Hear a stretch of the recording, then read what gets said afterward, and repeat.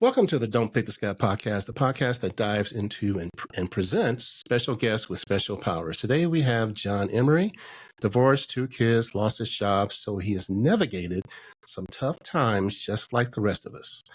Interesting enough, podcasting opened up his life and he was able to find himself sharing this journey on his show, eventually creating a community and a course on podcasting, which podcasting does let you heal a little bit. I have to agree. His views on personal development and the pursuit of success can definitely help my men over 40 recovering from divorce. Welcome, Jon, to the show, and tell us a little bit about you, Jon. I got a couple questions for you.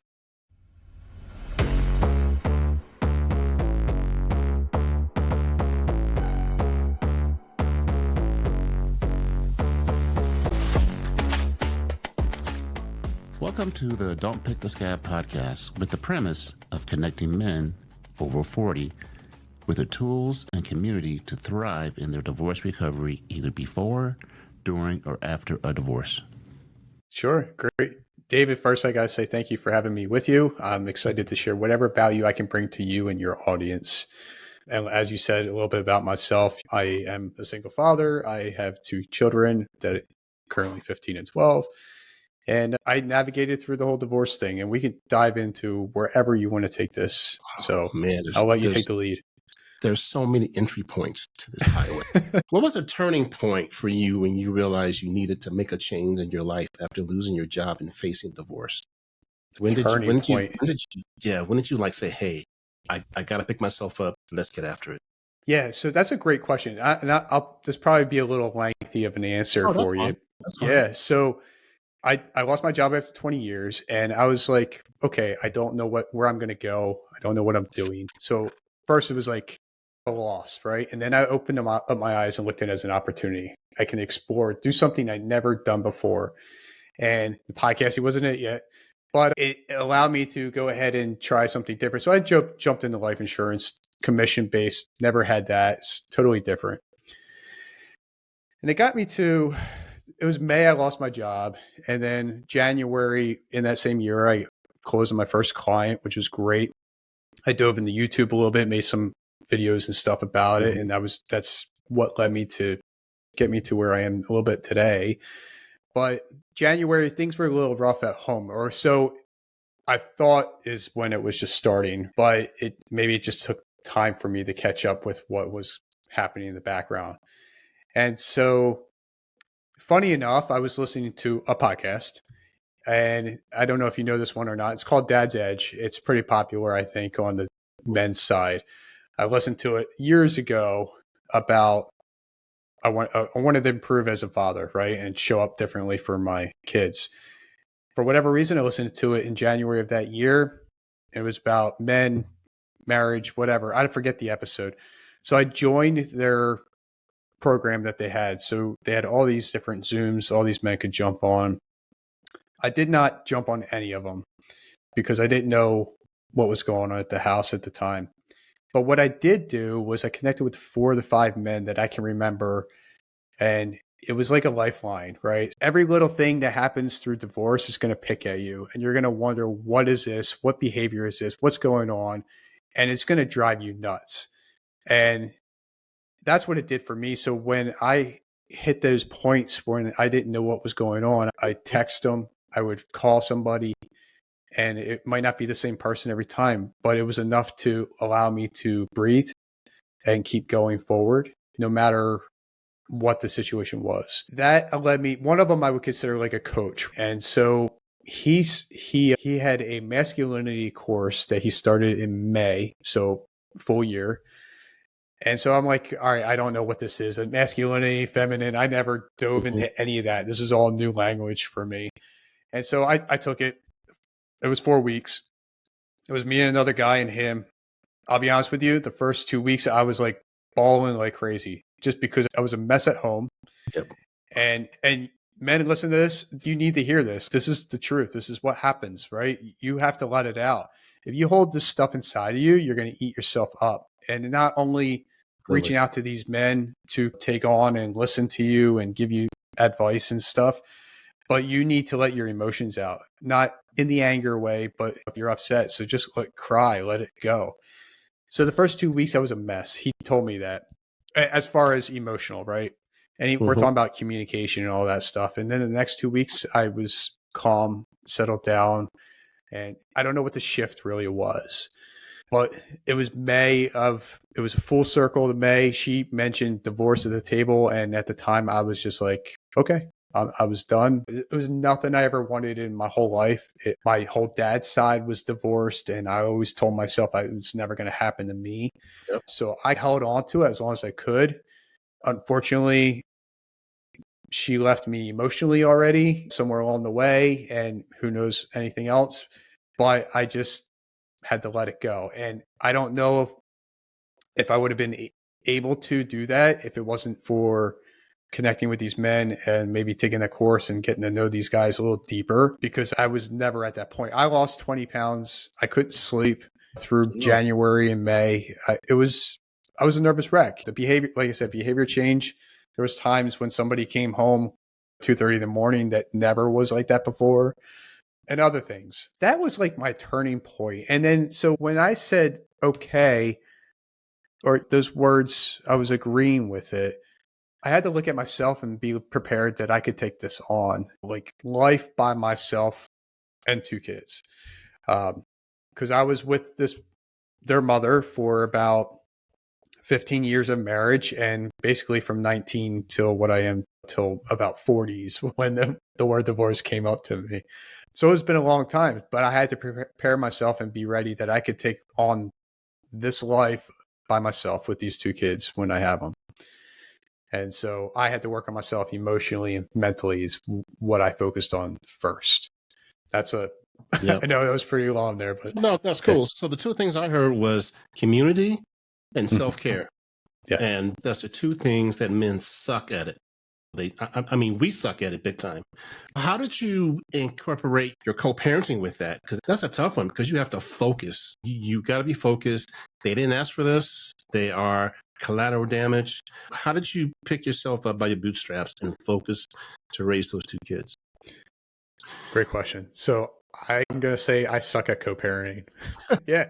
I'll be honest with you, because I was all about being loyal, and something else shifted somewhere else, and that was a no for me. And so that's enough for me to be like, I'm disconnected. Now, when it comes to the kids, there's an emergency, there's something like that, like I'm all over it. But if it's like the little stuff with school, it's through text. I don't call. There's no interactions whatsoever, voice or anything, unless we have to make a point across. You're not hearing me through text, because the text doesn't do much of anything but scheduling, pretty much. That's basically where I left it. And there's times when somebody wants to take control, and you have to just like, hey, it's on the back burner. You're not my life anymore. There is no control. Yes, we have these kids to focus on, and that's all I'm focusing on. You're not controlling me in any way. Or so I felt it was somebody trying to control me in certain areas. But yeah, I know there's people that can work it out. They could be friends. That just blows my mind. Seriously. Those people, kudos to you guys. Kudos. But in my case, in your case, it wasn't available. So you have to do the best you can. Yeah, I can't. It's just not, it's not in me. Yeah. Yeah. And that's okay. Co-parenting, being a single co-parent is not bad. And I tell people that, so we did the 50-50 change on Sunday, week on, week off. And I fought for that. And that's what's going on in a lot of places now. And when they left, I didn't want to turn into the Jack in the Box dad, where you shut down, but you still have to live your life too. And a lot of guys don't realize that. But then on the flip side, I felt really bad, because after about 6 months, 9 months in, I couldn't wait for those guys to leave, because you're on. And so some of the other co-parent dads would tell me, don't feel bad, because you're being 100% on for a week, and then you shut down for a week. That's what happens. So yeah, it was very interesting being a co-parent, and it was a learning process. And I want to tell the guys out there, there's no manual. It's like raising kids. Raised with 2 people, you still suck at it. So you're going to suck a little bit raising one parent rather. How did podcasting become such a transformative tool in your life? And what surprised you the most about sharing your story and listening to other stories through podcasting? Yeah, so it's opened up my life so much. I've been doing it for about 2 years and 5 months right about now. So it wasn't like immediately right after everything. So for me to get started, I went to an event by myself. It was like all new. Now I'm not married or whatever. So I'm doing different things and sat at a breakfast table with a guy, maybe 7 men. One guy was left. He said, "What do you want to do?" And I said, "Just start a podcast." And at the time, I remember I was doing Facebook Lives like a year or two ago with the whole insurance kind of deal. So he's like, "I just strip the audio from that, start that." I said, "But that's not my podcast that I want to create." And it wasn't. 6 months later, I stripped the audio. I put those 10 up there and I told everybody in episode 0, hey, after these 10, this is what the podcast is about. If I didn't do that, I don't know if I would have started. It got me to the point where I was able to create a backlog of getting guests and stuff and it got the ball rolling. I didn't do it to create an audience. I didn't do it to monetize. I just created to learn how other people experience things in their life, no matter what it is. And I had so many different walks of life. So for them to come on and share with me whatever conversation we can have within 30 to 45 minutes, it's amazing, right? To connect with these people all around the world. The one furthest away from me is from Tasmania. Like it's literally around the world.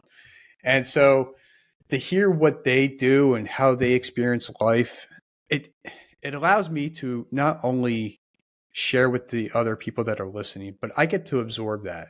And you get to absorb this conversation right here. You can take whatever you want from this conversation, apply it to your life now or later on. And so these people have been giving me all the positive. I don't want to say negative because they went through all that transformation and now they're sharing all this positive information to me, and I can allow that to come into my life and I could share that with my kids, my friends, family, whatever I want to do. It has impacted me a lot that I'm still going. I would have never even thought of being where I am today, podcasting. I just did one before you and I jumped on here, and he was on my show. I was on his show and now he was on mine tonight. And so we were able to exchange the conversation again with Dug Up Networking. And now he's, hey, if you need guests or whatever, right? So that's what it's all about, is just communicating with people.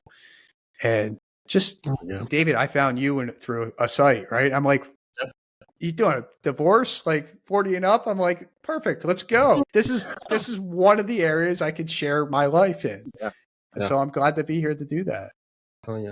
The one thing I like about podcasting is, and you can't explain to people until you podcast, there's a certain high you get after a show. You know what I mean? There is. Yeah, and I can't even explain it, but there's a high that kind of starts because you don't know each other, right? And then you become one, and at the end you're like bros, man. It's yes, dude, that was awesome. But I was going to say that this, out of my 280 podcasts, because I'm an old guy now, there was that one though, and I had one where I had to pull the stuff out of this guy, and it was a horrible interview, and I put it on because I said, I am not letting this guy not let me put this episode on here. I put it on there and I put a disclaimer on it. I said, hey, this show sucks, but I'm putting it on. But only one out of 280. So that's not bad. Yeah. What steps did you take to rediscover your identity after the divorce and job loss? Men have a hard time with identity. Yeah, that's a great question. And so like I had to become more authentic and be myself. And like I mentioned, I started with myself mentally and emotionally. I put emotionally in there because you have to work on that. So I didn't want to get angry at the kids because it was not their problem. I was angry at anybody. I just had to accept everything for what it was. I started a morning routine, which I still carry on today. I added a few things along the way where I'm listening to something motivational on YouTube or a podcast in the morning.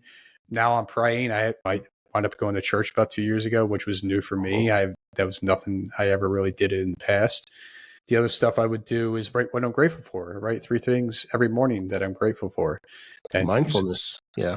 Yeah. And so like it was a slow process. So I added a few things here as I go. And like I said with the podcast and reading books and stuff, you learn things and you go like, all right, let me try that. That might work for me. So I did that. And then the next area of my life, I wanted to work on myself physically. I had all this time The kids aren't with me. I don't want to just sit around the house and do nothing, right? Yeah. Like I got all this gym equipment given to me like years ago, and I just never spent the time to do it. I had the family, the kids, the work. I'm like, okay, let me hit the gym in the basement. So I do. I was doing it like 5 days a week, nonstop. And I read a book. I think I know what I'm doing. I got results, but I didn't get the ones I want. So I hired a fitness trainer eventually.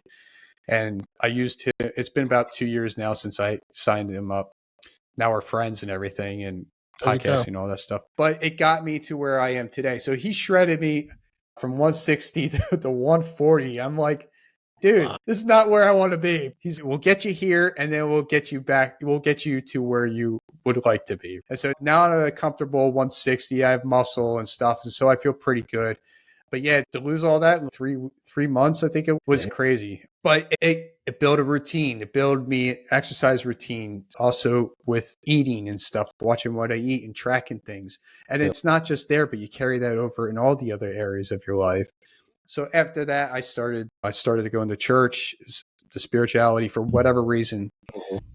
I was waking up and saying thank you in the morning every day for a while.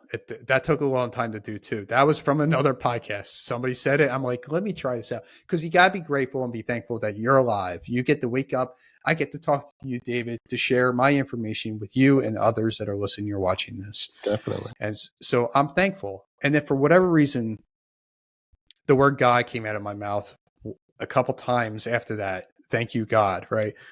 And so that led me into, what is this all about? So I reached out to a friend. He goes to church. He said, maybe you're just curious. He didn't pressure anything whatsoever. I'll have to share the Bible with you when I find it. But he's by this Bible. It's about a father sharing the information with their children. And so I bought it. It's not in print anymore. It was on eBay. I had to buy it. But it's a great Bible, and it's all in English, and so I can understand it. That led me there. That was my area. And then the relationships is another area. I would consider that with podcasting, friends, stuff. I'm growing, networking, going to events. And the last one I'm working on now is my business and finances. This is the areas I focused on, and the lane. I say lane, but it's just how I set them up. That was my structure, 1-1-1-1. And I don't want to say I'm perfect in every area, so I can go back and fix things. But I got to a point where I felt pretty good, and I still feel pretty good in this area.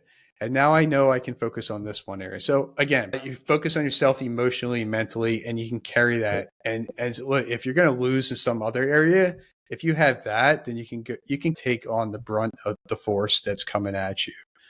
And that allowed me to go ahead and work on myself physically. That allowed me to keep pushing myself and say, I got this. Same with podcasting, same with everything else that I'm talking about. You just keep pushing forward. There's going to be times that you're going to feel like you're not enough. And I'm saying this as a father that's divorced. You're going to feel like you're not enough, but you are. And you have to keep telling yourself that. Even when the whole world might look at you and say, like, why are you where you are? You should be struggling. You should be better. You should become better. Yeah, you should work on yourself, become better, because you deserve to be better. So I want you to understand, whoever is watching and listening to this, give it your all. Don't just sit at the house. I believe that you are meant to be better than where you are today. And now you have this space, this opportunity to take that. Don't let it be taken for granted. Like, if you have time right now because you don't have the kids for whatever reason, do it. Find that side hustle. Find those people to go hang out with. There's a reason why you are where you are today, even though it's hard to look at it as an opportunity in a way, especially if you're just starting out, divorce process and everything. Something that was told to me is, and I'm sure maybe you've heard this too, was it happens for you, not to you. And it took a while for me to lean on that one as well. So all this happened for me to become who I am today. David, I would not be sitting with you 4 years ago on a podcast. I'd probably be still working at where I was if they didn't shut down, or getting another full-time job to make ends meet or whatever, and be stuck in the rat race forever. So if you can open up your eyes with whatever challenges you have and look at it as things as an opportunity, then take it. What about the F word? Forgiveness. Forgiveness. Woo-hoo! There we go, baby. There we go. Let me tell you my forgiveness story. Sure. So I was on the border with my divorce recovery peeps, just hanging out one day. I think I've been divorced maybe 2 years, and it just hit me. I was sitting to have a margarita, and it hit me. So I text. I said, I forgive you. No, wait, I forgive you. No reason for a text back. Man, she blew up my phone for a month. What do you mean? What do you mean? I finally let it go, but it just came over me. And yeah, so that's my forgiveness story, man. Just all of a sudden, I was on the border, hanging out, having margaritas. Pow. Yeah. What do you got for me? I have nothing for you. I did not text. I did not say. It is. I just allow things to be for what they are. Yeah. And that's okay too. They say forgiveness is for you, not for the other person. And you don't want them to take up parking spaces in your brain. That's the way I see it. But yeah, a lot of people can't get past that. Even when they say it is what it is, they can't let it go. For example, a lot of my men have a hard time with letting go of not being able to control what happens at the ex's house. That's huge for men. And that's some things that they have a hard time working through. But once you let that go, there's a certain peace that doesn't occupy your brain. Yeah. To touch on that one a little bit, like when there's another man around the kids, like that's hard as a father. I never experienced that, but I hear it's very hard. Yeah. All right. So there's that thing inside of me, like, you better watch it because if something happens, something's happening. Right. And I say that like whatever, but that's tough. Right. And it was, for me, it wasn't immediately, but it wasn't too far thereafter the divorce part happened. And so that was a challenge in my head. Like I had to work on that myself. Yes, I have that father instinct inside of me, but I have to, I have to let it cool down. And if something really does happen, then there's problems. But still, I have to trust and understand it and communicate with the kids. Look, you can come to me with anything. I don't care what it is. And we can figure whatever it is out, whether it's there or school or whatever. It's life. Let's talk about life. Let's communicate more, talk, and we can work on deeper conversations. And that's another great thing to talk about is communicating and connecting with other people, not just the kids, but everything. We talk about relationships. Like that's where I'm at. The next person is, hey, let's go on a deeper level. Like I want to be in there, like in the zone, not how was your day every day, but how can I serve and be better for you? Stuff like that. So many deep questions to come up with things. And those are the ones you can touch base with your kids sometimes. Now they are young and they're probably not going to dive into everything right away, but give it a shot. Plus, you're almost at that point where they don't like you. So you're almost there. Exactly. Yeah. You're almost there, I'm man. busy, Dad. Yeah. I've got friends, Dad. No. Yeah, exactly. Leave me alone. Yeah.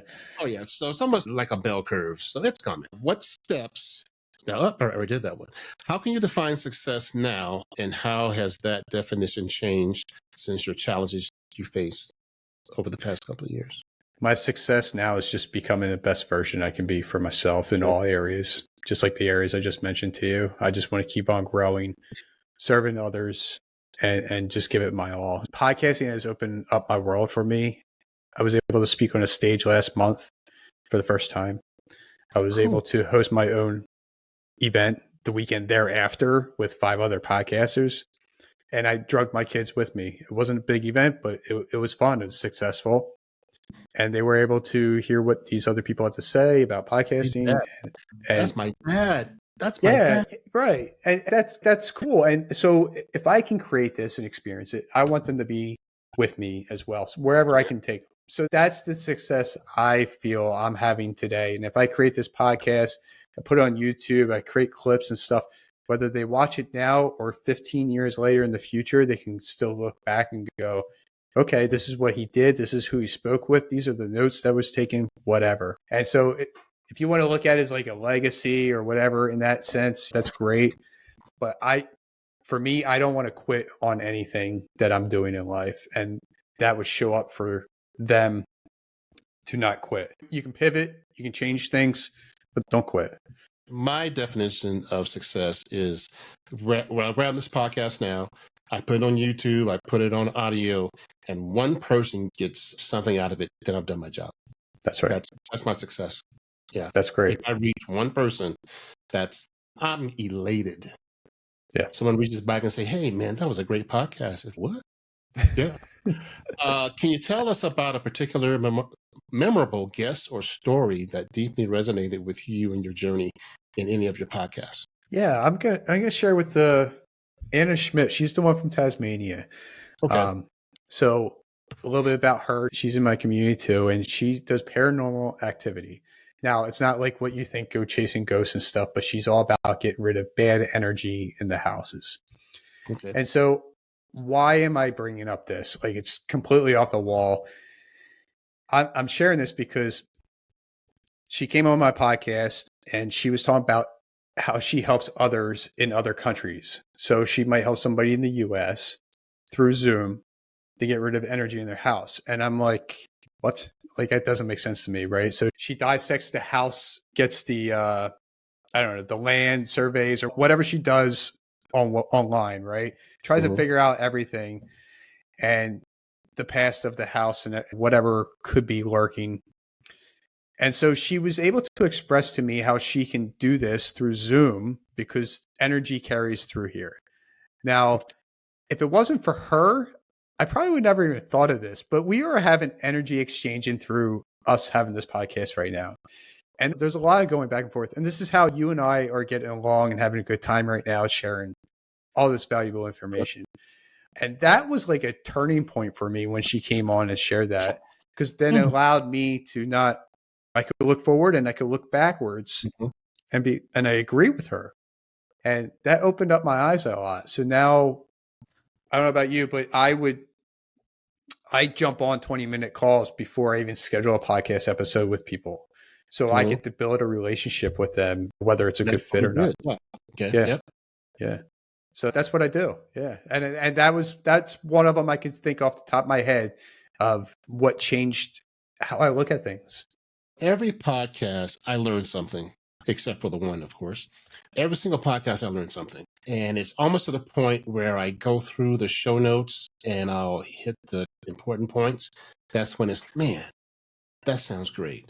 One of the podcasts I did was with a lawyer out of Florida. I can't think of his name, but he was talking about co-parenting and Biff.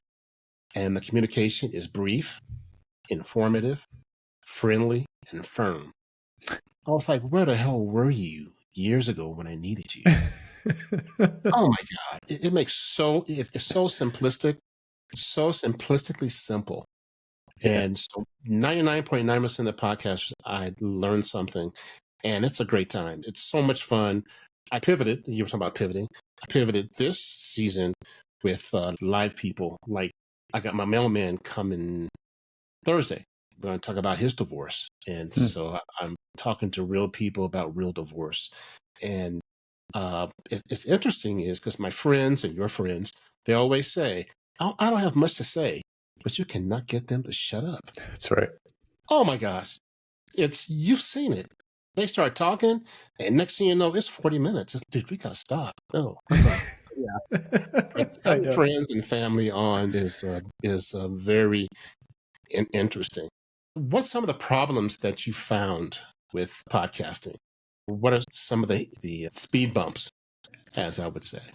Yeah. So for me in the beginning, it was getting guests. So you're hitting that wall, who's going to jump on. And so I had to figure out, first of all, I had to figure out a whole calendar. I never used Google Calendar. Now I live off of it. And so that helped me. Since then, a lot's changed where now I use a CRM. So I'm able to connect with everybody in there. I create a newsletter now. So I email everybody that. And then it's getting the word out. Like you said, my mission is also to reach that one person that needs to hear about it. And that's all I was focusing on. And that's still what I'm focusing on with my podcast today, because we want to change the world with one person at a time, at least. And so the other speed bumps, I guess, would be is, for example, I had 2 calls tonight that were interested in just talking about being on the podcast, and neither one showed up. So not that I need them, but they didn't reach out. It's rub you the wrong way kind of deal. Okay, maybe it's not worth it. There's a reason some things happen. And so not only didn't they show up, but it also allowed me to get other things done. So that's how I look at it. And I don't know about you, but I give everybody 5 minutes. If they're not on, I'm out. And if they come on later, then I'm like, I waited 5 minutes. We can reschedule if you want to. It's your podcast. If you want to treat it like a business, go ahead and run it the way you want to run it. If you had that bad person on that was a guest, you don't have to air it. It's your choice. I'm glad you did. I had to, darn it. Yeah, and if I had a bad one, I would say the same thing too. Because I don't know. There might be somebody on the other side that needs to hear whatever that person had to say. No, that it was. Yeah. Come on. Talk to me, please. That is so tough. I get a lot like what you were sharing, how people just don't stop talking. They let everything out. And I don't have a problem with that. Some people say, "Oh, I'm sorry, I talk too much." I'm like, look, I bring this as a platform for you to share your journey. And I feel like the people on the other side need to hear what you have to say, not what I have to keep asking and say back to you. I'll write down questions if I have to along the way, and we'll get to them if we have time to get to them. That's how I look at it. So I leave it open on that. I had 20 questions for you. We got the 5. Oops. Fine. That's at least former podcast. So we're okay. Yeah. Hey, we're about 30-something minutes in, and I appreciate your time, Jon. I know you're a busy guy. We'll have to do this again. I think we just scratched the surface. Like most of my podcasts, they turn out fun, and it doesn't go off the rails, but it goes sideways, which is totally okay by me. I don't mind at all. But we'll definitely have to revisit this and go from there. But I appreciate you taking the time and hanging out with us. Yeah, you're welcome. Thank you for having me. So hold on the line.